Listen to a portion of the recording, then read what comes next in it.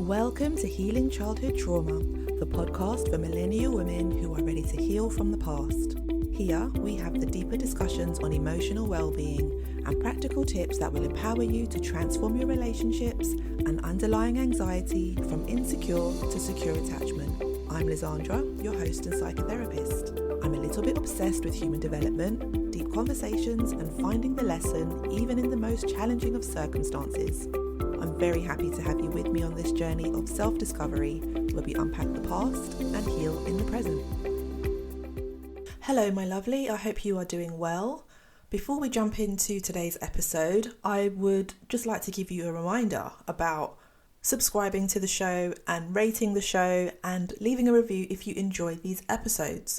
The more that you interact with the actual podcast and not only download and listen to the episodes and get all of the wonderful comprehensive tips I give you on mental health, relationships and attachment healing and healing from childhood trauma. I forgot what the point was. So busy hyping up myself. Like, what's my point? My point is, if you enjoyed the episodes, can you leave me a lovely review, 5 stars, and subscribe so that you can be notified when there is a brand new episode waiting for you to download. And today I am talking about nervous system regulation. And it's very much giving buzzword at the moment, but I'm going to make it very, very simple because I think people can overcomplicate it, even though it is a complex thing. But how we use it in relation to our everyday lives and trauma, it doesn't necessarily have to be all that complicated. We can start with something so basic that when I tell you just how simple and basic it is, you're going to be like, Lizandra, really? I do that anyway. And yes, you will do it anyway. We all do it, but it's also how we do it and how we can do it differently that can help us support our nervous system regulation. Now, you might also be someone who is like, I don't even know what you're talking about. What is nervous system regulation? And it's actually a good and very valid question because it's not something that everybody just knows as standard. It was even something that was introduced as a fairly new concept to me, even though we talk about nervous system regulation in therapy, we don't necessarily, or we haven't in the past, named it as nervous system regulation, but it's just how the nature of psychology and well-being and psychotherapy is just moving in progression and scientific evidence and all of that good stuff that helps to progress the industry. So we all have a nervous system, and it is our body's way of how we respond to stress. And it's how our bodies move through the different states of stress, calm, and rest, but it's in a flexible, healthy way instead of getting stuck in trauma responses, which is the fight, flight, freeze, or shutdown. And in simple terms, it's how well your body and your brain can respond to stress and then return to a sense of safety. And I think sometimes people get confused around what nervous system regulation is because they think it's more about always being calm and being able to regulate your emotions in a way that you don't get triggered by things anymore. And that's actually not what nervous system regulation is, because we are supposed to have these stress responses. They're built into our systems for a reason. And we're supposed to be able to have the ability to move between fight, flight, freeze, and shutdown. But when we've experienced trauma, it can make it much more difficult to shift naturally through those states. We can either get stuck in one of the trauma responses, or we might get stuck more in shutdown. But nervous system regulation is being able to move through that process in a healthier way and being able to return to that feeling of safety. So when you are regulated, your heartbeat, your breathing, your emotions, they are more balanced, and you can think a lot more clearly and respond more to stress in a healthier way rather than just reacting or shutting down. And it helps you also to be able to connect with others and feel more present in the moment. So it's not about being calm all the time. It's your nervous system being able to adapt and to handle what is happening without feeling overwhelmed or disconnected. The thing that people overlook or overcomplicate is the power of using your breath to regulate your nervous system. Now, we are already breathing. So this might feel like, what do you mean? I'm literally breathing right now. How is that going to help me regulate my nervous system? How is that going to help anything? But bear with me, I'm going to go through a little bit of the science so that you can be on board with what I'm saying. And then I'm going to invite you to try an exercise with me. And if it feels good, you can do it. And if it doesn't feel good, then don't do it, boo. It's up to you. You might have noticed that whenever you get highly anxious or very stressed, or you're in a conflict, or you just feel very uneasy, one of the first things that tends to change is the depth of your breath. And many people who have anxiety and suffer with panic attacks, they will notice that the pattern in their breath changes when their stress response has been activated. So when they start to feel that feeling of stress, their breathing becomes more shallow. And people are not always aware of this happening because obviously we just naturally breathe. Our body is biologically wired to breathe for us. It's not something that we have to consciously think about. So when we aren't breathing as deeply as we could be, we're not aware of it. Especially when we are in a heightened state of anxiety, we are more disconnected actually from our bodies.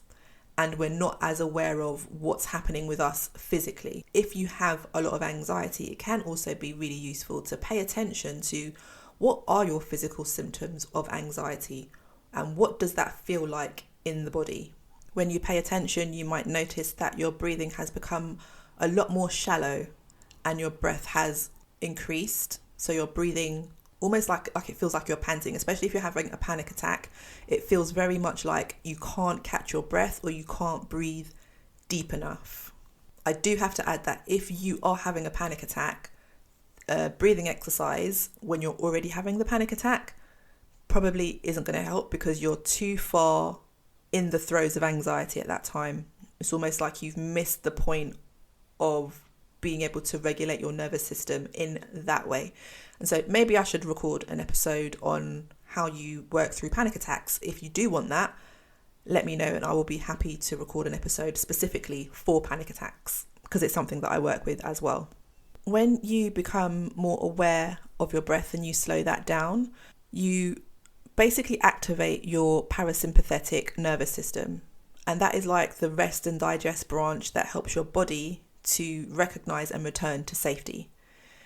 Now, there's the vagus nerve, which runs from the brainstem and it runs through the lungs, the heart, and the digestive tract, and it's directly stimulated by the rhythm of your breath.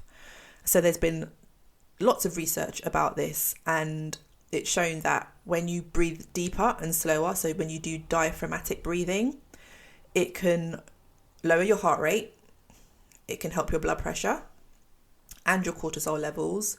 It helps the brain to shift from being in survival mode to regulation. When you do that breathing pattern, it increases your vagal tone and your body's capacity to return to calm after it's been under stress.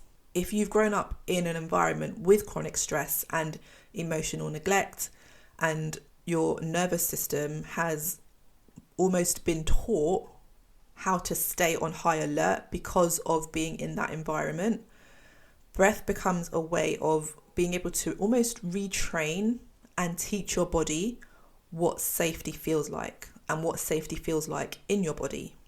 And your breath is your cue to your nervous system that you're not in danger anymore and that it's safe for you to soften and relax and that you don't have to be hypervigilant or very aware of your surroundings in that same way because you are recognizing and experiencing safety. So one simple breathing exercise that I like to do, not only with clients, but I also do this myself when I want to ground and I want to try and regulate myself if I'm feeling stressed and I've noticed that my own breath is getting shallow. I actually prefer the tempo of breathing in for 4 and breathing out for 8. So the main thing to remember, or the main thing to do with this exercise is to make your exhale breath longer than your inhale breath. I'm going to give a bit of instruction before you do this, right? Because some people do a breathing exercise and the rhythm of the breathing doesn't fit in with either what my count is, or if they're listening to like a meditation or a guided breathing exercise that's been recorded and someone else is doing it. Sometimes the pace of breath doesn't quite align with their own breath. So the number of the inhale and the exhale isn't really important. It's more about the exhale breath being longer. But find whatever rhythm helps you, because just because it's the count that I do, it doesn't necessarily mean that that's the comfortable breath for you. Okay, and so that kind of applies with any kind of breath work, especially if you're new to doing a breathing exercise. It's going to feel a bit weird, and sometimes you can get a bit lightheaded. So if you're driving, perhaps don't do it while you're driving unless you know you've done breathing exercises before and you're used to it. But I would recommend, if it's the first time that you're going to do it, to just be somewhere where it's okay if you get a little bit dizzy at the time, or just change breathing. And at any point, if something feels uncomfortable or you don't feel safe, or it just doesn't feel very nice, stop, listen to your body and listen to what your body is telling you. Okay, so we're going to jump in, right? Have a quick check-in, see how your body feels right now, and then you're going to compare it with how your body feels after.